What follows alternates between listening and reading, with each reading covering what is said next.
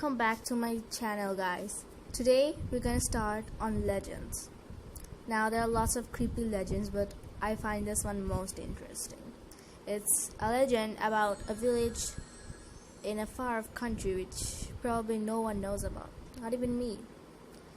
The village was normal except the haunted manor. It was also called the fairy manor. It was the creepiest of all.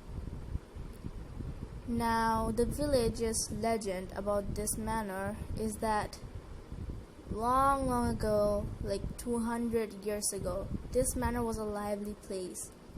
Two couples lived here and their wedding was held in this manor.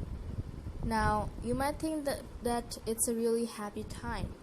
How did this manor become haunted in such a lively place? You see, during the wedding, all of a sudden there was a fire. Of course, nobody knew about it at first.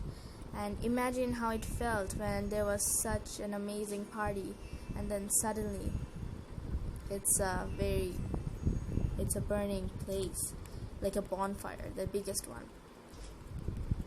James Hardy was a 12-year-old boy and he just moved into the village just a week ago. One very late night, James Hardy was going back to his home after having some time with his friend. So he did not know about the legend that well, and imagine his shock when he saw that this burned old manor was actually very lively all of a sudden. There were music and the pitter-patter of feet dancing on the floor, and lots of people laughing, crying, happily and talking excitedly, and the clink of plates and glasses and food being put into their mouth. All these happy things going on. Why didn't he notice it before? He was so shocked. And he couldn't even see the people. He ran to the police station. Now, James was new to the police station. He did not know the people or the officers here. The police was weird. They were almost like not human.